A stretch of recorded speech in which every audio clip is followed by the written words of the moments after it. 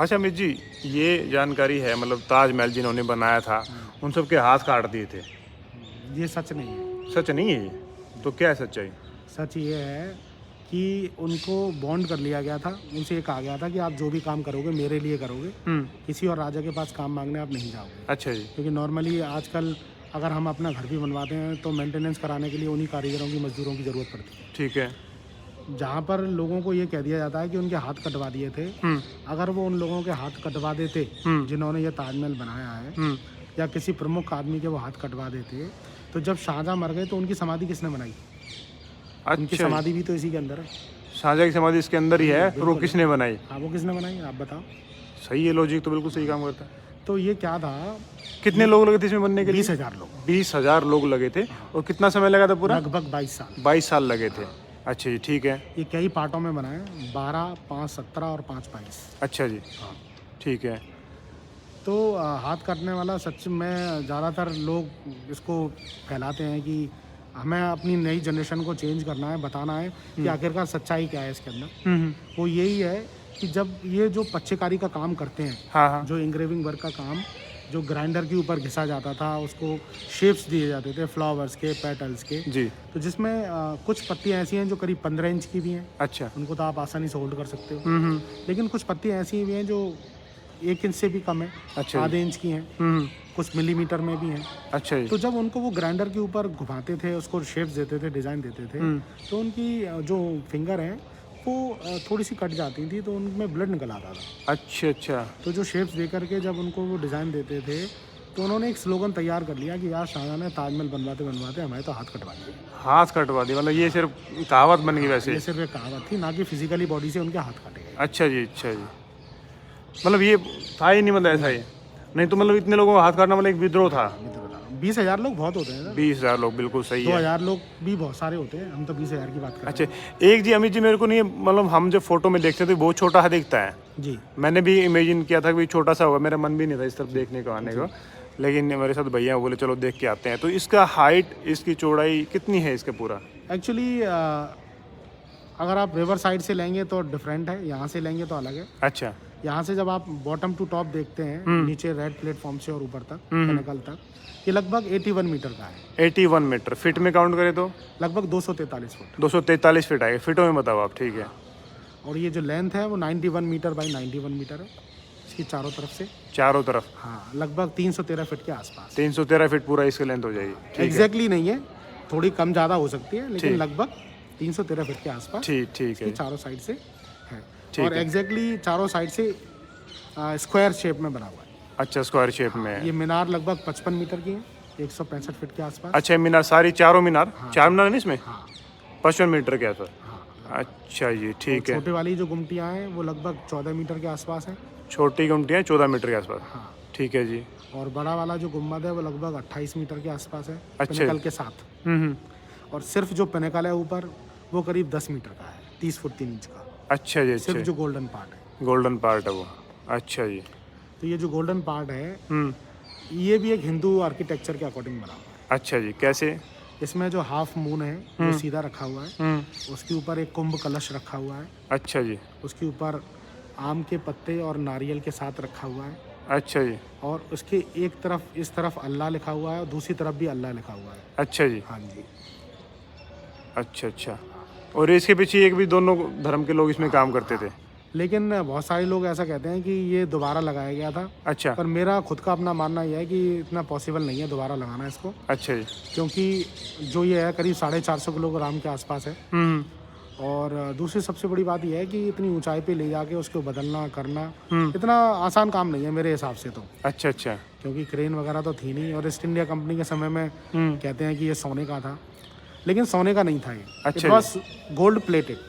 अच्छा दे जी। Were not this much rich to put all the gold everywhere. Okay, इतने अमीर नहीं थे वो। हाँ। सोना लगा दर जगह। लेकिन इतिहासकारों के अकॉर्डिंग उस समय कहते हैं कि शाहजहाँ ने इस ताजमहल को बनाने के लिए 4 करोड़ सोने और चांदी के सिक्के खर्च किए थे। 4 करोड़? हाँ, लिखे हुए तो रुपए हैं, अच्छा जी। जिसमें 15 ग्राम का एक सोने का सिक्का होता था, रुपए थे। लेकिन ऐसे कौन से रुपए थे हमने तो देखे नहीं है। अच्छा जी। हमने तो हमेशा सोने और चांदी की गिन्नियों के बारे में सुना है, किन्नी के बारे में, ठीक है। क्योंकि अंग्रेजों के ज़माने तक भी 1 रुपया सोने का ही था, और तो कोई रुपए थे नहीं। अच्छा जी, बिल्कुल ठीक तो है। मेरा खुद का मानना ये है कि रुपए के बजाय उनमें सोने और चांदी के सिक्के खर्च हुए होंगे, अच्छा अच्छा अच्छा, तो जिनको हम लोग बोलते हैं अशरफियाँ, अशरफियाँ, ठीक है। तो उनके हिसाब से। और 4 करोड़, हो सकता है थोड़े बहुत कम हो, अच्छा जी, हाँ, लेकिन पैसे वही खर्च हुए हैं, सोने और चांदी के सिक्के ही। अच्छा जी, हाँ, तो ये जो पिनेकल है ये भी एक सोने की परत चढ़ी हुई थी, अच्छा जी, जिसके ऊपर कुछ प्रेशियस स्टोन्स कहे जाते हैं कि लगे हुए थे, जो ईस्ट इंडिया कंपनी के समय में उतार लिए गए। अच्छा जी, तो एक वेबसाइट पर आप गूगल पर अगर सर्च करेंगे तो ओल्ड पिक्चर ऑफ ताज, अच्छा जी, तो उस पर आपको एक पिक्चर देखने को मिलेगा, इस पिनेकल के ऊपर अंग्रेज चढ़े हुए हैं। अंग्रेज चढ़े हुए हैं? हाँ जी, और अपना डेट और नाम मेंशन कर रहे हैं इसके ऊपर। अच्छा जी, हाँ जी, क्यों, वो क्यों किया?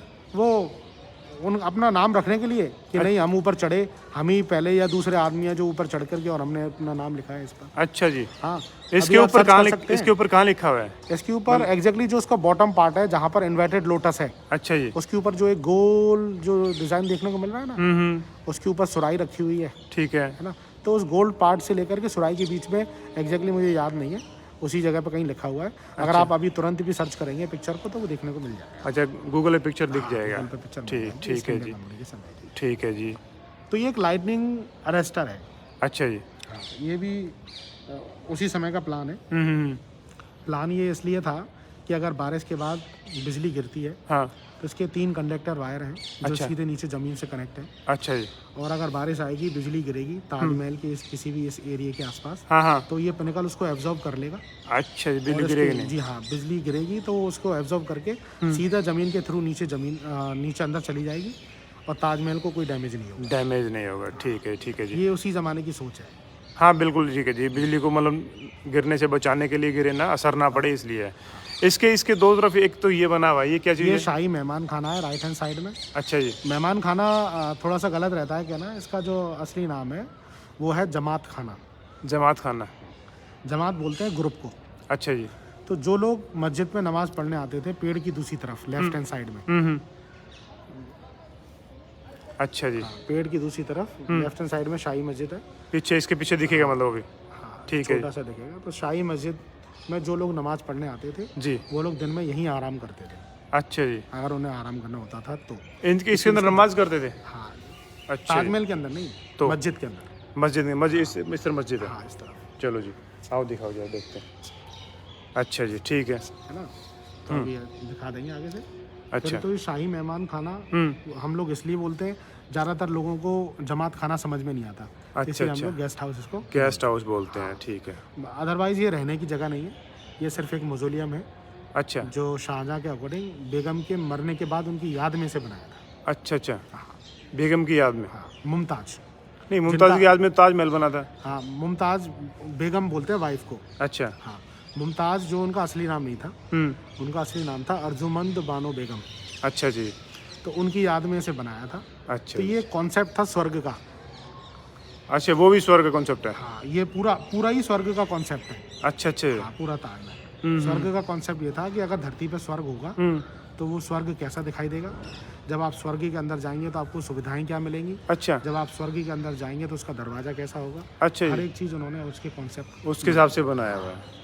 इवन बाग बगीचे, अच्छा, बागों को उनके नाम अलग नाम से जाना जाता था, जिसे कहते हैं बाग ए बहिश्त बाग या बहिश्त। बाग ए बहिस्ता, अच्छा जी, स्वर्ग का बगीचा, जिसमें सीजनल फ्लावर और अलग अलग प्रकार के और भी जो फ्लावर होते हैं जो 12 महीने चलते हैं वो, अच्छा जी, और ड्राई फ्रूट्स सभी के यहाँ ट्री होते थे। अच्छा जी, सभी के वृक्ष थे यहाँ पे? हाँ, सभी के पास। अच्छा जी, बहुत फिर खूब। जो बीच में एक पॉन्ड बना हुआ है वाइट मार्बल का, वो एक सेंटर पार्ट है जो ताजमहल की दूरी को कवर करता है।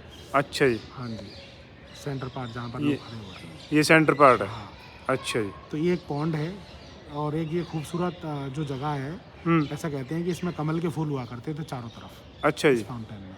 अच्छा अच्छा, तो जो फाउंटेन है ये सब ओरिजिनल है। ये स्वर्ग की नहर कहा जाता है इसे। स्वर्ग की नहर? हाँ, अच्छा जिसे जी, उनके लोकल लैंग्वेज कहते थे नहरे बहिश्त या नहरे बहिस्ता। अच्छा जी, हाँ, स्वर्ग की नहर। ठीक है। अंदर पानी जाने का बना हुआ, कुछ अंदर भी जाने का है?